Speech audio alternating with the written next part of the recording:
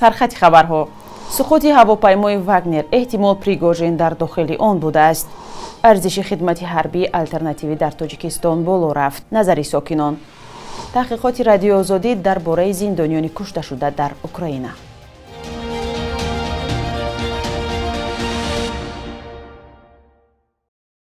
روز بخیر بیننده های عزیز، امیدوارم خوبید و ما را تماشا دارید. نویدی بامدادی را با آخرین خبر و گزارش ها از دوشنبه تقدیمتان میکنیم. امروز 24 آگوست است. در پی سقوط هواپیمای شرکت مزدوری واگنر 10 نفر زرخریدان این گروه به هلاکت رسیدند. اداره روس‌آویاتسیا تصدیق کرد که در داخل هواپیما یوگنی پریگوژین رهبری واگنر هم بود. با اطلاع وزارت حالات فوق‌العاده روسیه، حادثه 23 آگوست در ناحیه بالاگوفسکی ولایت تور رخ داده است. در خبرنامه‌ای که اداره روس‌آویاتسیا کرد، نام 7 مسافر و 3 خلبانی هواپیما ذکر شدند. با جز پریگوژین، نام دیمیتری اوتکین، یکی از فرماندهان واگنر هم میان مسافران هلاک شده است. تلگرام کانال بازا درباره پیدا شدن 10 جسد خبر داده است. وزارت حالات فوق‌العاده روسیه خبر داد که تحقیق سقوط هواپیما آغاز شده است. خبرگزاری ریال نووستی از قبل خدمات نجات‌دهی نوشت جسد 8 نفر پیدا شده است. درباره شخصیت آنها خبر داده نشده است. در نوارهایی که تلگرام کانال بازا و ماش نشر کردند، لحظه سقوط هواپیما ثبت شده است. در یکی از نوارها لحظه ترکش در آسمان را دیدن ممکن است. گروه واگنر درباره این حادثه تا حال خبر نداده است. نام یوگنی پریگوژین و گروه مزدوری واگنر در پی آشوب روز 23 ایون خبرساز شد. مزدوران این گروه برای چند ساعت شهر رستاو لب دون را اشغال کرده و به طرف مسکو روانه شدند. وزارت کارهای داخلی تاجیکستان فهرست رانندگانی را رسانه‌ای کرد که بیشتر از همه قاعده حرکت در راه را ویران نموده توسط دستگاه‌های ثبت شهری بخطر ثبت شدند، اما جریمه ها را پرداخت نکردند. با گفته وزارت کارهای داخلی، وقت‌های اخیر بعضی رانندگان واسطه نقلیات علل خصوص جوانان دیده و دانسته طلبات قاعده حرکت در راه را دغلانه صرف نظر نموده این عمل‌های نامطلوب خود را ادامه می‌دهند. روی خط قاعده ویرانکنی‌های اشدی که شهری بخطر ثبت کرده است از 12 نام عبارت می باشد، اما دقیق نیست صاحبان این ماشین ها کیها هستند. وزارت کارهای داخلی و شهری بخطر از همه شهروندان به خصوص رانندگان واسطه نقلیات و دیگر اشتراکچیان حرکت در راه خواسته است که طلبات قاعده های حرکت در راه را رعایت نموده صدمه های نقلیاتی را پیشگیری نمایند. روزی در تاجیکستان 1 نفر در صدمه های نقلیاتی کشته و تا 3 نفر مجروح می شوند که بلندترین آمار در میان کشورهای سابق شوروی بوده است. بخش قرغیزی رادیو آزادی بخش دوم تحقیقات خود عاید مهاجران از قرغیزستان را که در جنگ اوکراین قربان شدند نشر کرد. این دفعه به روزنامه‌نگاران میسر شد که با خویشاوندان قربانیان و شرکت‌داران نزاع که از محبس به میدان جنگ سفربر شدند صحبت کنند. بخش قرغیزی رادیو آزادی معلوم کرد که در نبردها برای بهموت تقریباً 10 شهروند قرغیزستان کشته شدند. نزدیکان آنها از صحبت با خبرنگاران خودداری میکنند. اکثر محبوسانی که به جنگ میروند درباره این تصمیمشان به نزدیکانشان نقل نمیکنند.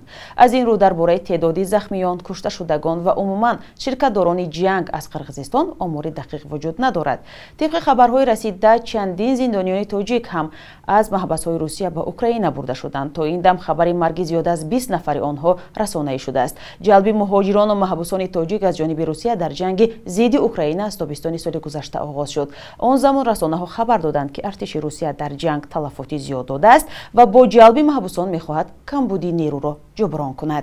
از 1 سپتامبر سال 2023 ارزش خدمت حربی آلترناتیوی در تاجیکستان از 28500 سومونی به 51000 سومونی بالا می‌رود.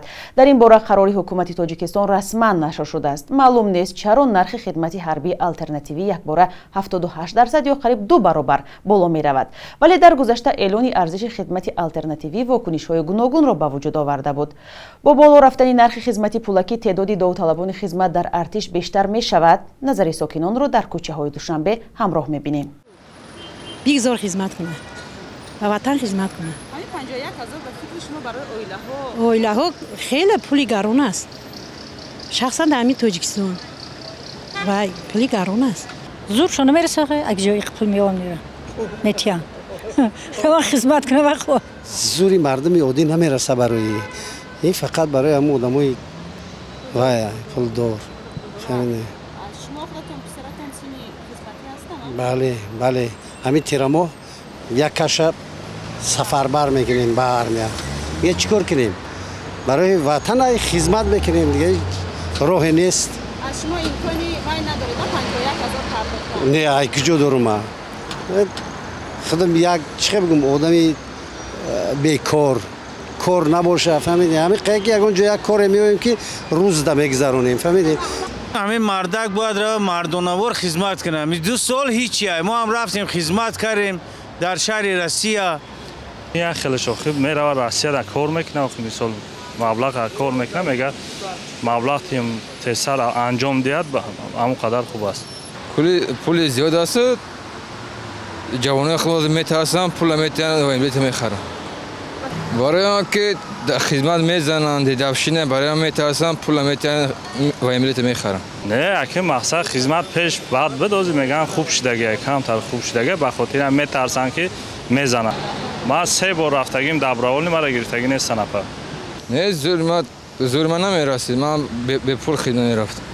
تمام ما زیدی همو پول میدادگیم مثلا کسی پول میته یا نمیته بعد با آدمایی که پول دارن خدمت نرمان پول بتیان خدمت نره این خدمت برای یک آدم است برای همه است جوانان تربیت خوب کردن در کار پول دادن در کار نیست برای ما خدمت کنن خدمت قرضی وطنه اکنون با فکر من برای خانواده و بیشتر خانواده این امکانیت دادن نمیتونه چیزی را که بسیار مردم شرایطشون دست نارس است با فکر من باشد آدمانی که دانشگاه رو ختم نمودن مجبور خوش من رفته 1 سال خدمت کنم بیارم بهتر است برای بجای 51000 سپردن خدمت به پول 2 ساله برای خدمت پدر مادر برای هر یک جوان قرض است بیننده عزیز اگر شما هم نظری دارید حتما زیر این ویدیو به ما نویسید. در گذرگاه مرزی اویتیلیک بین قرقیزستان و قزاقستان برای رانندگانی که در نوبت عبور مرز ایستادند خیمه زدند. در این باره مقامات قرقیزستان روز 22 آگوست خبر دادند. برای رسانیدن یاری طبی، روانی و دیگر کمک‌ها برای رانندگان همه شرایط فراهم شده است. غذای گرم تشکیل شده است. آمده است در خبر مقامات قرقیزستان.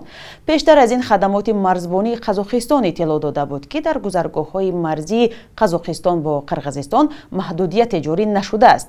در خبر مقامات قزاقستان آمده است که برای پیشگیری از فعالیت غیر قانونی در مرز چاره‌جویی می شود. تعداد ماشین‌های باربر برای عبور مرز با قزاقستان از جانب قرقیزستان روز 22 آگوست به 500 رسید. مقامات قرقیزستان گفتند پیشتر مرزبانان قزاقستان در 1 ساعت تا 14-15 ماشین اجازه عبور می‌دادند. حالا در 5-6 ساعت به 1 ماشین اجازه می‌دهند. بخش یک روز تاریخ تقدیمتان می شود که مهمترین تحولات تاریخی 24 آگوست را فرا می گیرد.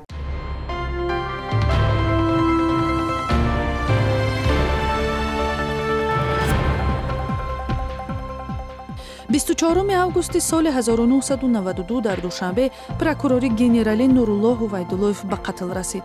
ӯро як ҳомии оштинопазири қонун меномиданд ки ба касбаш хиёнат накард ва дар натиҷа ҳадафи тирборони ҳамлагарон қарор гирифт. аммо мунтақидонаш ӯро ба сиёсатзада кардани адлия гунаҳгор мекарданд. куштори Ҳувайдуллоев дар оғози ҷанги дохилии Тоҷикистон як амали террористӣ ва фармоишгаронашро намояндагони мухолифон номиданд. солҳои баъди қатлҳои сиёсӣ дар кишвар авҷ гирифт. 24 августи соли 2016 роҳи оҳани душанбе қурғонтепа кӯлоб ба истифода дода шуд.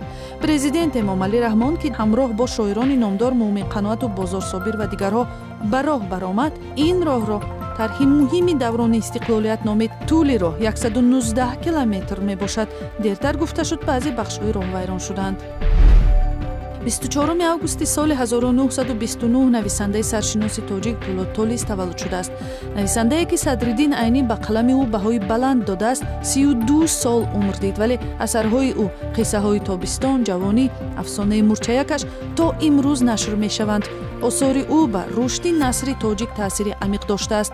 соли 1961 ӯ дар заминаи як шикасти равонӣ худкушӣ кард. сарнавишти Толисро яке аз фоҷиаҳои адабиёти шӯравии тоҷик меноманд. امروز 24 آگوست 1000 روبل روسی با 116 سومونی و 20 درم برابر شده است. بر اساس قربی تعیین کرده بانک ملی تاجیکستان 100 دلار آمریکایی برابر با 1096 سومونی و 100 یورو با 1185 سومونی عوض می شود.